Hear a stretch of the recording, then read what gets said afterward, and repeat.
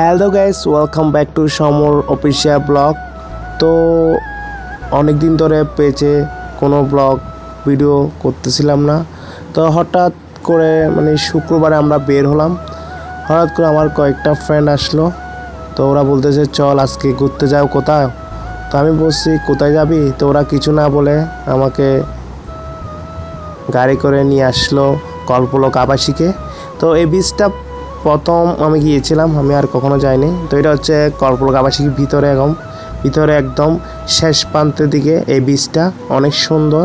এই বীজটা দেখতে একদম সি বিচের মতো, যে পতেঙ্গা সি বিচ আছে ওইটার মতো।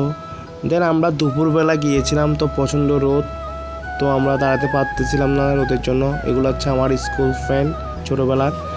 তো হঠাৎ করে বের হলাম, তো ওরা সাডেনলি নিয়ে আসলো এই জায়গাটা। তো আমি আসি নাই কখনো। তো চারিদিকে দেখতেছি অনেক সুন্দর লাগতেছে। তো দুপুরবেলা আসলাম, ভিউটা অনেক জোশ লাগতেছে। তো আপনারা দেখতে পাচ্ছেন। তো আমি আপনাদেরকে আরও ভালোভাবে দেখাচ্ছি। এখানে বিকেলবেলা আসলে অনেক সুন্দর সুন্দর ছবি তুলতে পারবেন। আমরা যখন গিয়েছিলাম মোটামুটি মানুষ ছিল অনেক অনেক। এরপর এখান থেকে নৌকা আছে অনেকগুলা, নৌকা ভাড়া করে আপনি নদীতে ঘুরতে পারবেন। তো এরপর আমরা চলে আসলাম আবার আনোয়ারা ক্যাপিজেটে।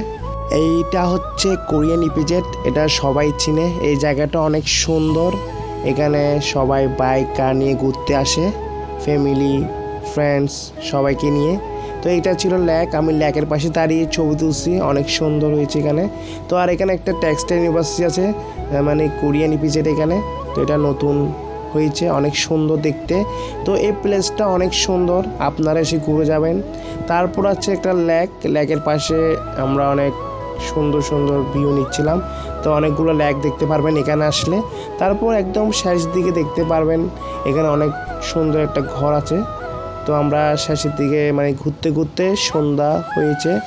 দেন এখন আমরা ব্যাক করব বাসার দিকে।